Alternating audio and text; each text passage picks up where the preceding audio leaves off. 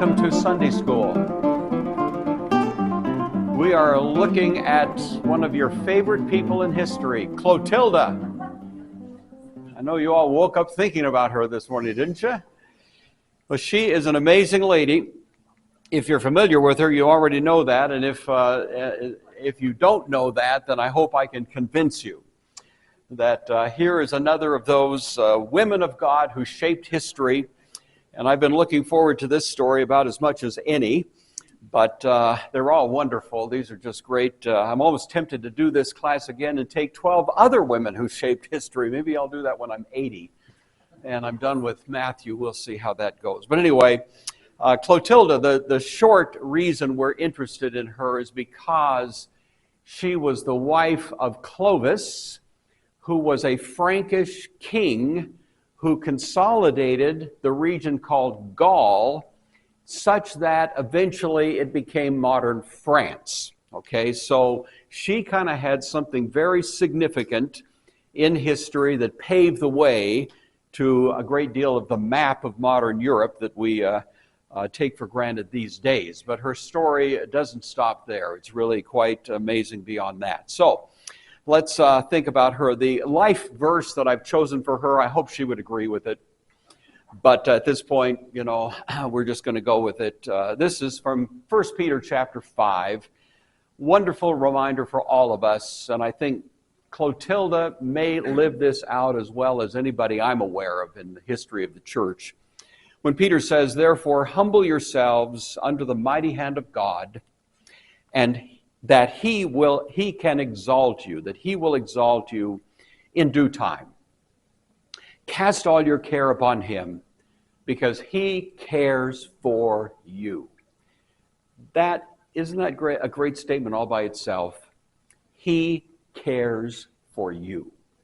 Let's just let that sink in a little bit. The God of the universe, who's sustaining 1 billion galaxies, cares about you. I don't know about you, but I'm glad to hear that. Let's have a word of prayer and we'll get started. Our Father, we are deeply grateful for all these remarkable people that pepper the history of your church and its work. And we pray that as we focus in on this young woman who had such a powerful impact, that we would do justice to her story and that we would take lessons from her that we can apply in our own lives, and all of that to the glory of Christ, in whose name we pray. Amen. So just a little bit about her. She was born in 474. We looked at Monica last week. She was the mother of Augustine, who died in 430. So we're about 50 years, give or take, down the road with the birth of Clothilde. She was born in Lyon, which of course eventually becomes part of France, but it wasn't that at the time. She is a Burgundian princess. Burgundy was one of those tribes scattered across northern Europe, which were called by the Romans barbarians. And so anyway, she's one of those. There's many others, of course. This is just simply one of them. The year 474 is somewhat important because historians will typically say that the Roman Empire finally fell, collapsed, kaput, 476. So we're just 2 years before that. Up until then, there was still a semblance of the empire, but it had so decayed, both from inside and also fell prey to the attacks from outside by these barbarians, that eventually she couldn't hold her own, and Rome basically collapsed back to one city and a little bit of real estate there in Italy. But this was it. So she's born right at that time, and the point of that is it was very tumultuous. Everything's up for grabs, and these barbarian tribes, as they're called, I use that term because it's commonly used. They weren't necessarily barbarians at all, you know, but these tribes were kind of fighting for real estate. So it's a time when there's a lot of internal contests going on, and that sort of thing is kind of the backdrop for the world in which she was born. I'm going to, in case you need a little refresher, this is Burgundy right down here. You can kind of see that right there. Gaul over here, what we would call France, of course France is bigger now, but at that time that was Gaul. It was split up among several, and so was Burgundy. Burgundy had several different sub-tribes that were all part of that Burgundy ethnicity. So if that helps kind of get yourself oriented there. This is a region east of what we call France and pretty close to Switzerland. Her father was a fellow by the name of Chilperic II. His father was Chilperic I. I'm going to tell you a little secret. I've been working all week on the names. And I've almost got them. But if I trip around a little bit, you'll just forgive me. These are odd names. That's all I can say. In fact, Candy suggested earlier I should just give them normal names like Bob, Frank, and Ted, but anyway, this is Chilperic II. Now, I have a little paren there that says he was Arian. And I want to explain that before we move on, because in some ways that, even though it seems a little technical maybe, will help us make sense out of the story of Clothilde. I appreciated Betsy's sermon this morning in which she repeatedly, I thought this is a great setup, she repeatedly emphasized that Christ is two natures in one person, right? That is what we affirm. We are Orthodox Christian people, which means we subscribe to the Creed of Nicaea and the Creed of Chalcedon, 451. Those are the two main ones. There's others. And we believe that they do reflect accurately the teaching of the Bible. They don't replace the Bible, but we say they reflect what the Bible teaches. The heart of the matter is that Christ came into this world, Jesus of Nazareth, and he represents two distinct natures, deity and humanity. Now, we don't pretend to understand that. That is a bona fide mystery, just as the Trinity is a mystery. It's not contradictory, it's not absurd, it's not nonsense. But it is a little beyond us. And so we simply admit that. We just humbly acknowledge there's some things about God we don't get, Maybe you got to be God to get it. But this is what he told us, and so we're going to live with that. We're just going to take it. If God says it, we assume it must be true. So here's part of this mystery. Christ is two natures. Now, in history, it's always made more sense to people to affirm one and neglect the other. That becomes more reasonable. Let's say Christ is God and kind of forget about his humanity. Or let's say Christ is man and kind of forget about his deity. Both of those make a lot more sense. And that's why heresies through the history of the church have always drifted in one of the two directions. It's hard to walk the tightrope, you see, and affirm both. Now, religions that tend to emphasize his deity and neglect his humanity tend to become otherworldly, mystical, isolationist. They tend, in some sense or other, to move into monasteries, either literal or metaphorical. They tend to step away. Everything important is heavenly. So heavenly minded, no earthly good. That's the old expression. That's kind of drifting one direction. The other direction, emphasizing his humanity over his deity, tends to create a religion that is this worldly, tends to depend on the implements of this world, the politics of this world, the devices of this world, and the weaponry of this world. Arianism stands generally as a generic term for religious movements that tend to emphasize Jesus' humanity and ignore his deity. Now, I say all that to say Chilperic was Arian. Many of these warring tribes were either pagan or Arian, because Arianism gave a justification for all kinds of bloodshed. If Jesus is strictly human, then it means he operates by human rules, and that means we go kill each other to expand our empires. Bottom line, you see. The ancient Jewish people were looking for a human Messiah, a great political leader, another David, son of David, who would come and drive out the Romans and establish an earthly political force. See, that was kind of the game in town at that point. Well, this is the kind of the same idea. Arianism, not surprisingly, was born out of a kind of misguided Judaism back First century, second century. All right, enough of that. So he rules from 473 to 486, at which time he was killed. We'll get to that in a minute. All right. Chilperic had 2 brothers. There were 3 sons of Chilperic I, and the father, not wisely, just divided up his holdings among the 3 boys. This is not a good plan. It's a recipe for all kinds of rivalry and violence, and that's what happened. Now, the 2 other brothers we have Chilperic, then we have Gundobad. You remember his name because the last 3 letters are bad. He's a bad guy, okay? Then you have Godegisil. The first 3 letters of his name are G-O-D, God. He is a good guy. I'm not kidding. I think this is where Tolkien got his ideas for all the weird names in The Lord of the Rings. Honestly, I think so. So we got Chilperic, we got Gundobad, we got Godegisil. Gundobad and Chilperic are both Aryan. They're using that as a justification to fight each other. Godegisil, happily we report, was Trinitarian. Now, in the language of the day, he was Catholic. You know, that was the only game in town. And so we'll go with that. He was Catholic, he was Trinitarian. His little part of the pie was orderly, it was lovely. All reports indicate that he was a wonderfully generous man, the kind of Christian ruler you might expect to find, who was concerned about the poor, who had churches and bishops and sustained them and so on. And so he's kind of the one little piece of the puzzle that makes a little bit of sense. But the other 2 are just, fighting each other and giving each other grief. So tension among the brothers.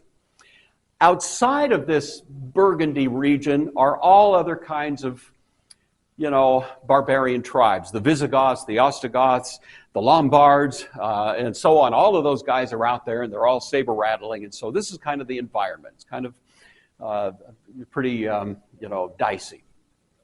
The mother of Clothilde was named Agrippina. Agrippina was Trinitarian. She was Catholic. So she's married to an Arian. She's a Catholic. He doesn't care.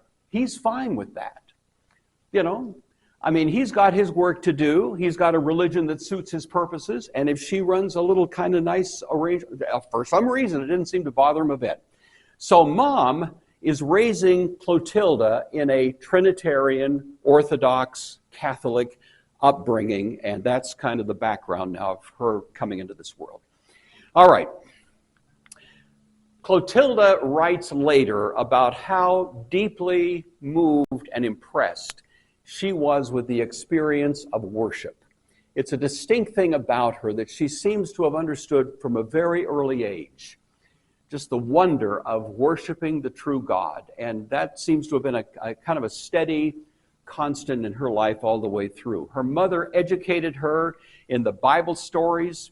She learned about David and Goliath, but she also learned about Jesus walking on the water. She had quite a deep education in the Bible, for a child. And also she was very literate. So she was given a very good education from her mother, who was also an educated woman. Chilperic liked that. On one occasion, he was reported to have said, "The Romans treat us like barbarians. By golly, we want to be educated barbarians." Did I get that over to you okay? It's supposed to be a passing quip. I didn't mean to butcher it, but you get the idea. He was a little proud. He was a Burgundian, and he thought, we're as good as those Romans. They call us barbarians, but hey. So anyway, he was happy that his daughter was getting that education. There were Catholic bishops who served in that region. Like I say, Chilperic didn't mind that.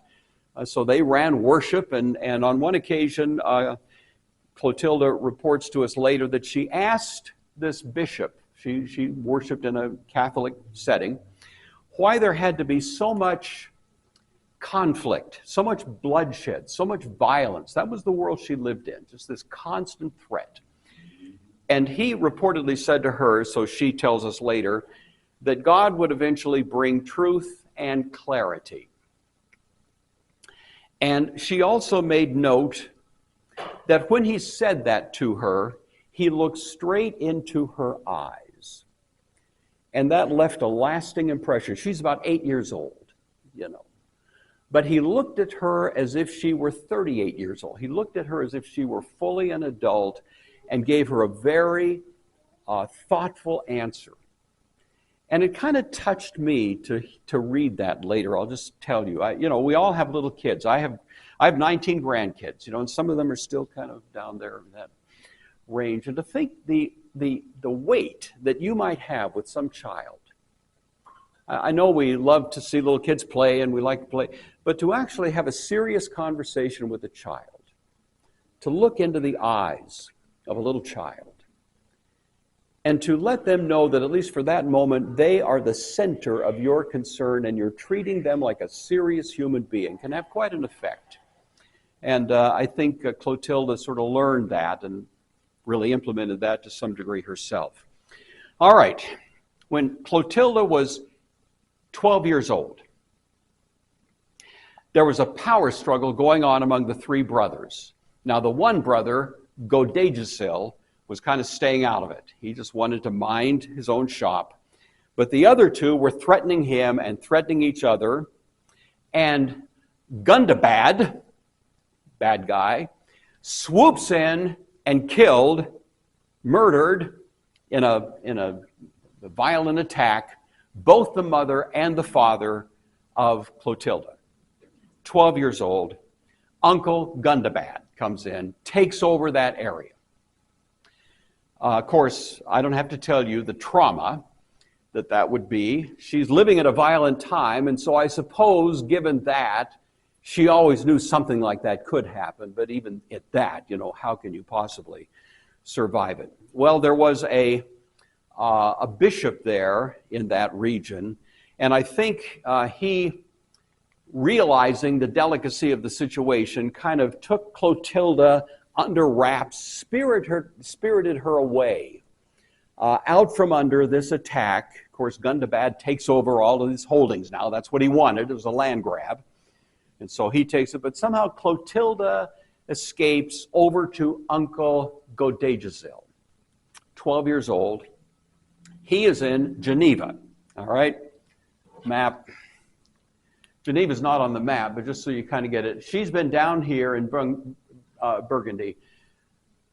Geneva would be right about there where I'm pointing, so kind of the upper edge of that territory that's part of Burgundy. So she's just kind of spirited up there, and she winds there a little bit like a refugee, showing up. And there she is for some years. Godejazil, uncle, is Trinitarian. All accounts are he's a true Christian. He loves Jesus. He wants worship to be done rightly. He's known for his charity. He's a good guy. And he takes her in happily, or extends all kinds of warm affection to her, giving her assurances that this is an ugly situation for her to lose both her parents violently like that. Nevertheless, she should, and this was his counsel to her, she should now assume that Jesus is her father. She's 12 years old. And he says, you need to understand that though, these things have happened, God in heaven is watching you, and Jesus himself is the Father you can trust. And she took that to heart. And so these few years were really healing for her as much as they could be. She, for whatever it was worth, loved Geneva. She thought Geneva was a wonderful place, and she would have lived there, I suppose, forever. But Gundabad, emphasis on bad, says, nope, Clothilde, I want you back here. Now, by this time, she's mid-teens, maybe 16 years old. Why does he want her? Well, because he wants to consolidate his legitimacy. He came in there violently, a lot of bloodshed. Now he wants to hold himself out as the legit ruler, and one way to do that is to get the daughter of the dead brother back into his world, so he's not meaning any harm to her.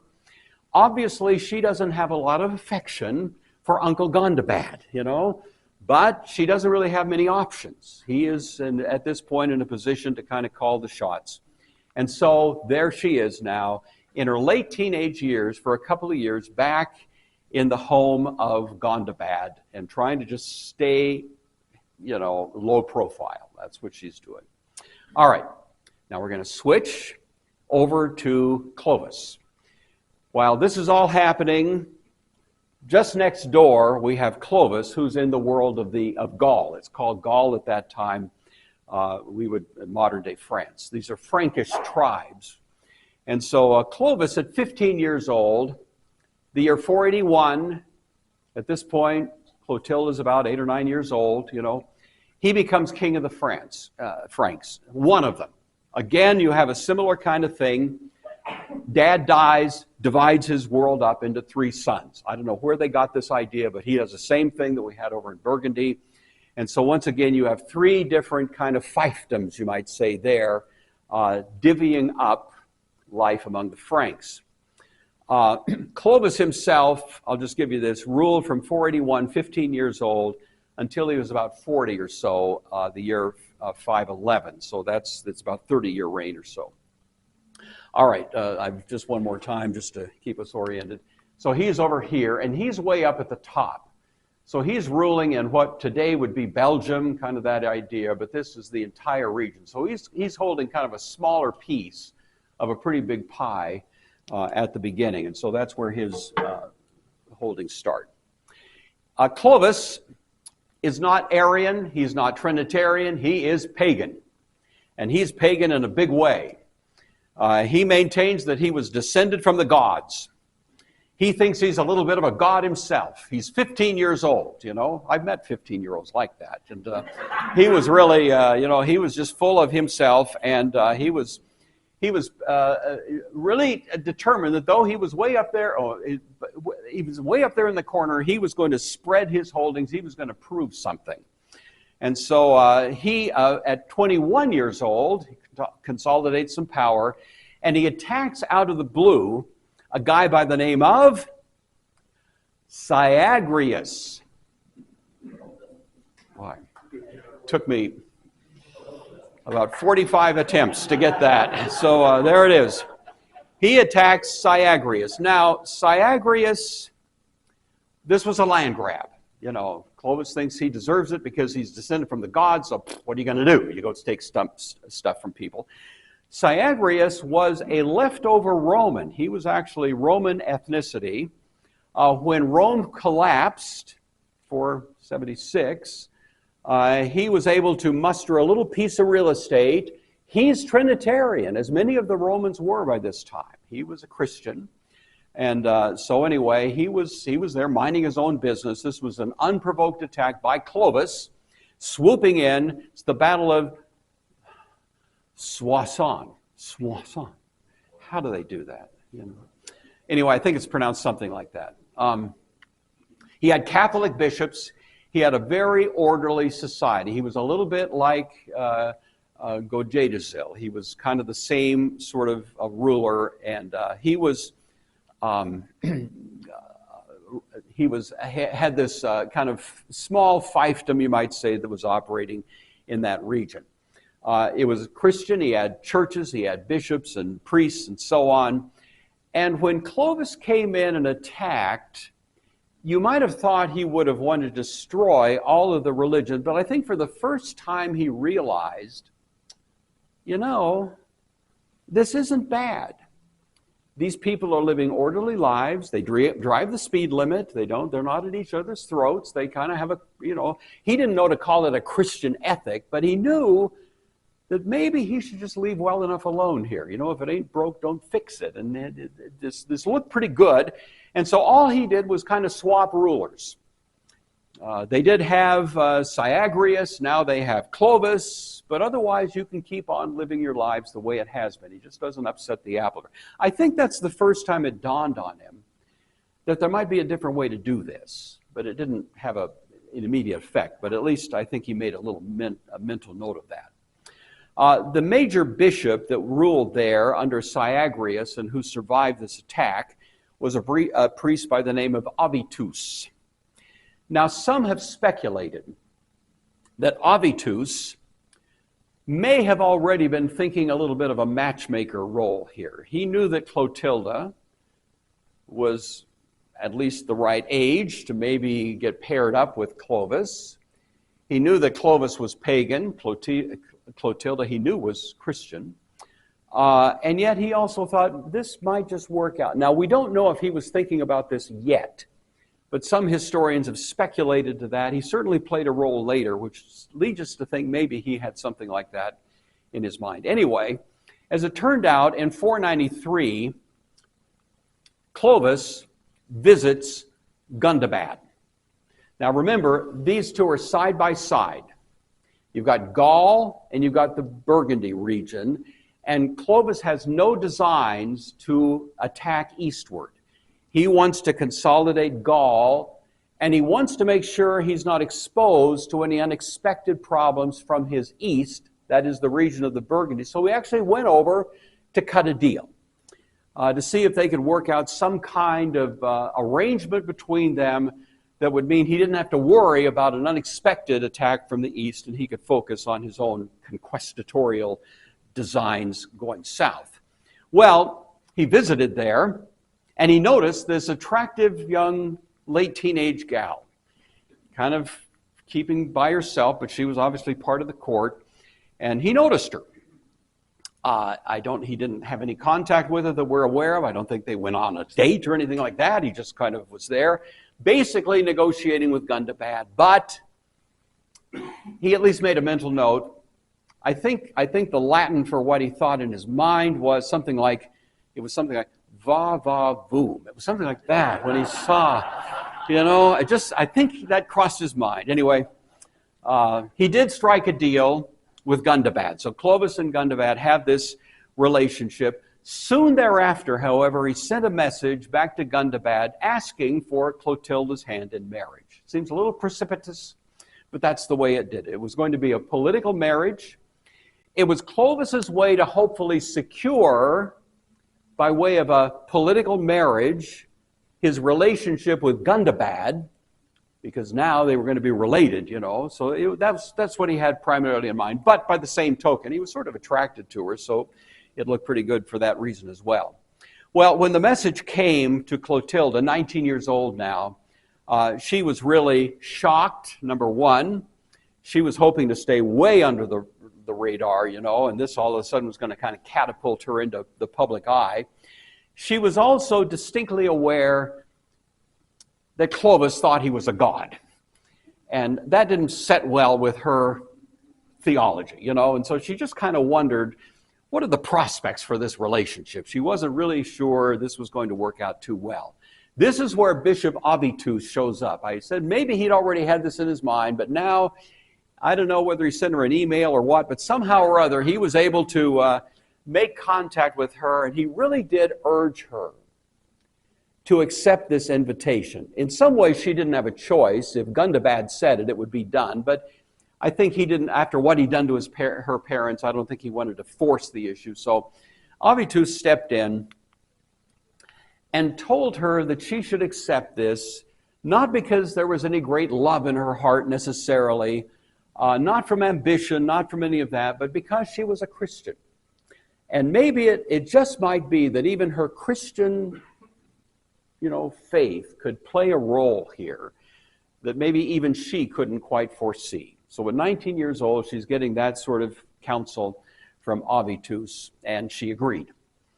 So there's a big transfer. You know how they did it in the ancient world. There's a border that separates Burgundy here from Gaul there, and so all the people from Burgundy bring her to the border and hand her off to all of the people who've come to meet her from the other side. Kind of a big deal, kind of a transfer. And she's handed over to the Gallic tribes and the representatives of Clovis and taken back. And the marriage takes place soon thereafter. So now we have Clotilde, 19, married to Clovis, 27.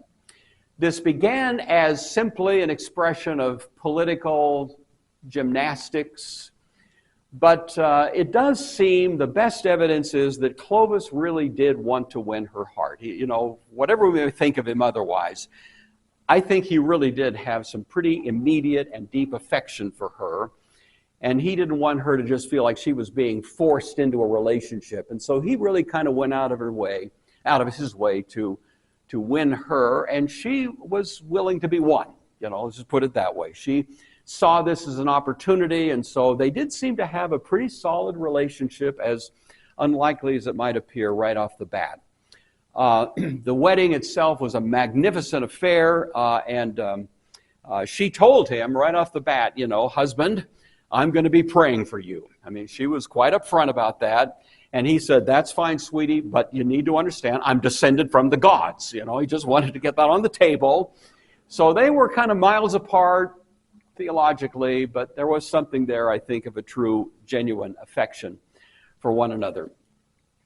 Clothilde was in a very different world. The Gallic tribes were much less sophisticated than the Burgundians. So she was sort of back into more of a third world, you might say, in our language situation than she had been accustomed to. She felt kind of alone because all of her friends were back there, how it is, and now she's by herself in this new place. So it's kind of a rude, different, jarring situation culturally, and that's what she's being exposed to. Clovis, for his part, knew this. And she tells something later, a very interesting thing, that on their wedding night, he gave her a ring. This is not a wedding ring, but he gave her a ring, quite expensive, that matched the color of her eyes. It's kind of a touching idea. He'd already made mental note of this, and that was sort of the typical way that he treated her very well. He was a real gentleman. I think all the records seem to indicate that for her. He was a jerk otherwise, but with her, he was kind of a good guy. She kept that forever as a keepsake, and even later in her life, she still had that ring and valued it very deeply. He also gave her several towns. He said, look, I'm a warrior. I might die in battle. I mean, I am a descendant from the gods, but I am mortal. I am going to die. And he knew that could happen, and so he actually gave her what we would call a little life insurance.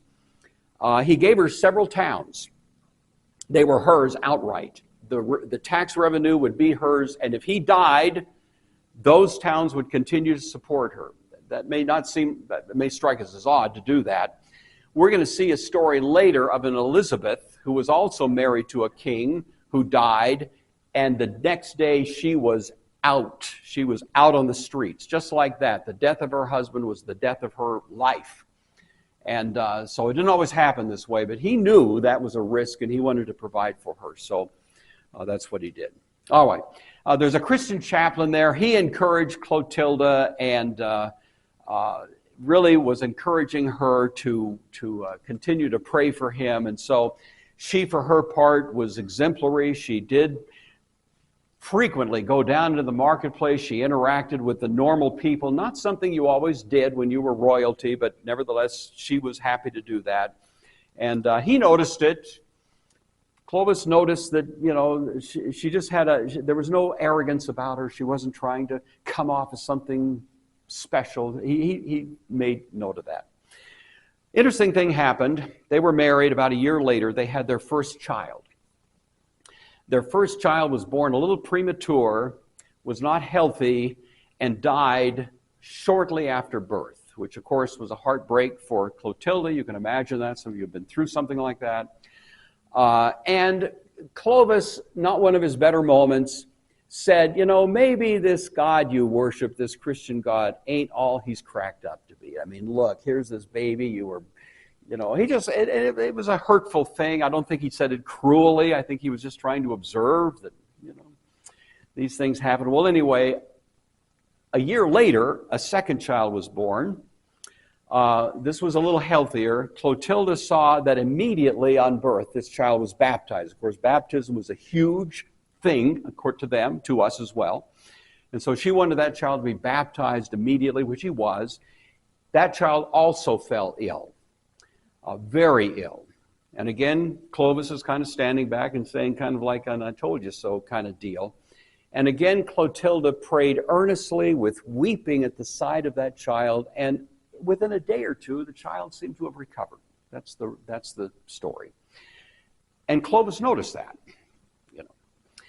and it made a little mental note that maybe he'd been a little precipitous, And so, in any event, that was part of the early marital experience that they had. All right. Battle of Tolbiac. This is in 496. There was a fellow named Alemanni.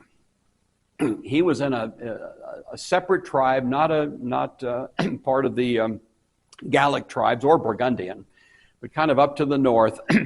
He came in his own land grab, just swoop in. It was a surprise attack. Well, you always know this can happen if you're ruling a region, so you're always kind of in a state of readiness.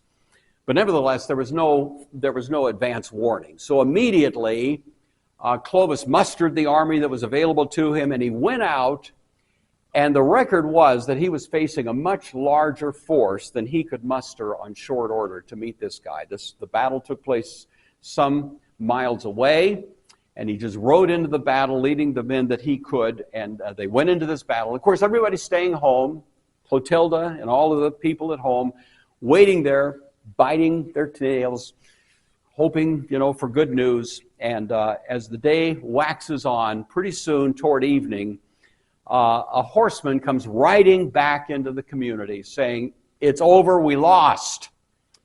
Clovis himself is probably dead." That was kind of the first, and everybody's just heartbroken, because what does this mean? Well, nobody knows what it means. But losing in a battle in that situation, it's not going to be the same as it always has been. A later historian summarizes the record of this incident that's recorded for us by, I'm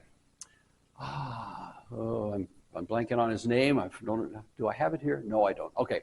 There's a historian who gives, Gregory of Tours, that's the guy. Gregory of Tours is the first historian of this. A later historian is summarizing the record from Gregory of Tours. So I'm quoting a later historian, but it's based on Gregory. And this is what he writes. So this first horseman has arrived and said, "Bad news, we're losing, Clovis is probably dead." On his heels, picking up here, but then another horse arrived at full gallop. A royal guardsman was trying to catch up with the bearer of bad news. There had been a complete reversal that the guardsman himself had witnessed. He was right there near the king. He says, at the height of the battle, encircled and desperate, Clovis had suddenly lifted his hands to heaven and shouted, "God of Clothilde, if you give me this victory, I will myself be baptized." This is like foxhole evangelism, An artist, I mentioned him last week, Ari Scheffer, painted a picture of this moment of church history, painted this in 1836, capturing what he envisioned was the moment in which there's Clovis, desperate, arm extended into heaven, crying out for the help of the God of Clothilde. This man reported everything reversed. Virtually at that moment, an arrow took out Alemanni. He was dead. The defeat was transformed into brilliant victory. When Clovis returned sometime later, he immediately spoke of his desire to be baptized as soon as possible. This was transformation on the spot. Well, it did happen. He announced now he was not sure. He'd always told his fighting men that he was descended from the gods, and they'd always followed him on that premise. And now he thinks to himself, okay, I don't know how these guys are going to respond when I tell them I've just become a Christian.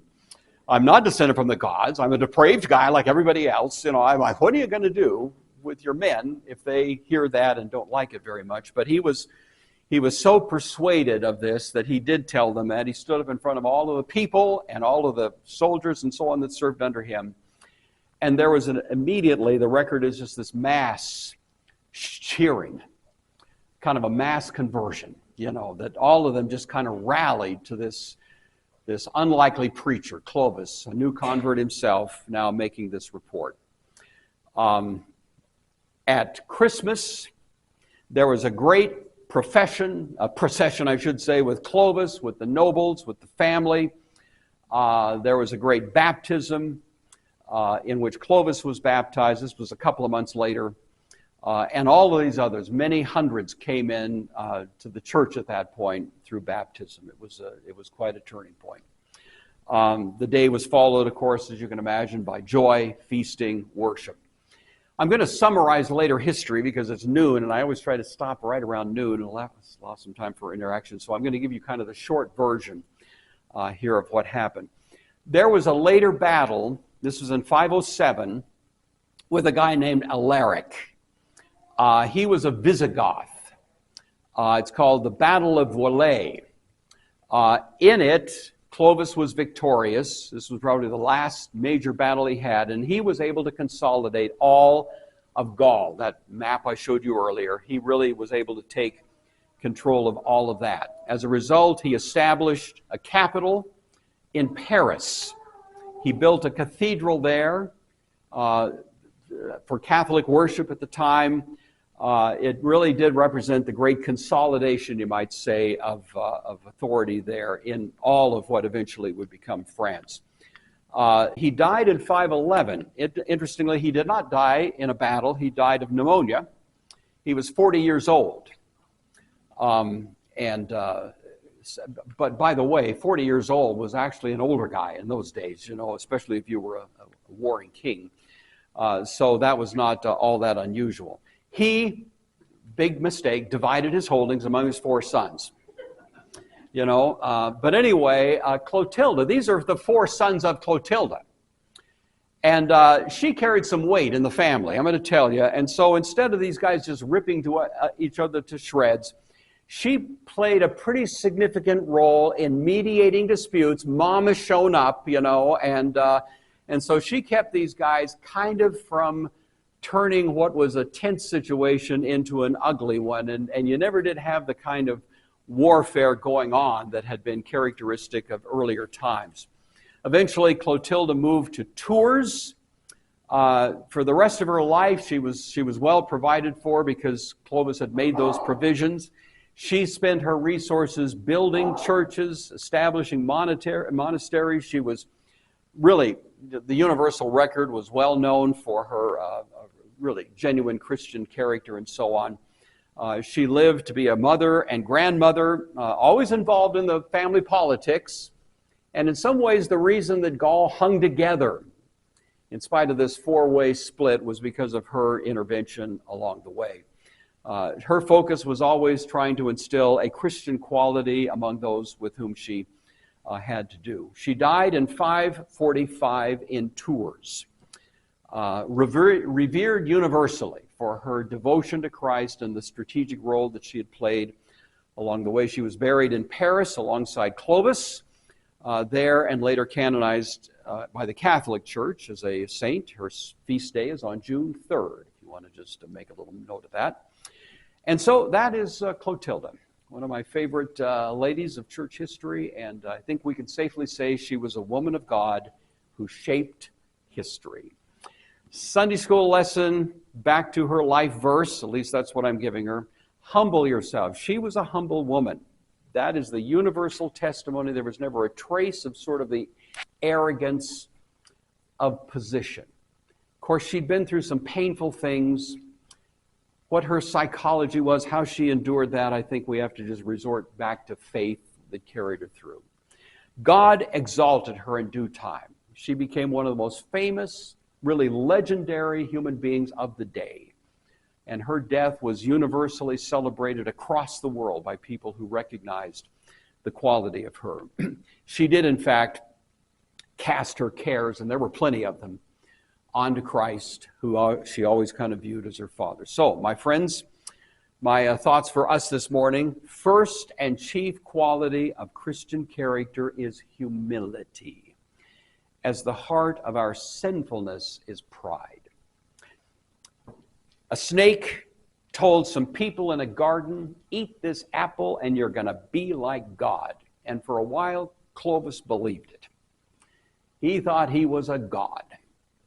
And it was the influence of circumstances and his wife that taught him a different lesson. I hate to tell you this, maybe I'm just speaking to myself, but we all have, at least I think we all have this little impulse that we kind of envy God, you know? We want to be the one in charge. Heaven forbid. But the happiest, best thing we can do is to just set it aside. How many times does the New Testament tell us, consider others better than yourself? Jesus washes the feet. I hope that when I come in here and teach Sunday school, that the attitude that I have in my mind is I'm just washing your feet. You know, I want to be a servant. That's how we should be with each other. I'm not very good at it, but let's all work toward that. Humble yourself. And in fact, the great corollary is that the richest experience of honor for a Christian is that which comes from God. When I honor myself, it's cheap, empty, vapid, worthless. When I humble myself and God exalts, that's a very different deal, isn't it? God who promises to exalt us as we disclaim any attempt to exalt ourselves. How many of the world's ills would be solved if we just lived a little bit by that? And finally, the deepest confidence in the heart of a Christian is the promise that God cares for us. He cares for you, and we can trust him. If you were the only human being in the universe, if you were the only human being that existed, God wouldn't care for you any more than he cares for you right now. This infinite deity is nevertheless so great that he can let you be the centerpiece of his concern. And so why shouldn't we relax, friends? Why shouldn't we relax? If the God of heaven and earth cares for you, then why do we care so much about taking care of ourselves as opposed to simply trusting him? I think that's the message we get from Clothilde, and I hope it's one we can take to heart. And I'm done. Thank you. Thank you all for coming. I do appreciate it very much. Thank you. Well, I appreciate it. Let's have a word of prayer, and let's go. Our Father, we are deeply grateful for this remarkable woman who was, as we've just been reminded, only a teenager when some of these great things happened. And we're grateful for her example, for the legacy she left to all of us. We thank you for so many others that we've never heard of, and yet who have had a similar kind of opportunity to serve you. We pray that we would take to heart the things that are useful and apply them in such a way that Christ is honored, asking this in his name. Amen.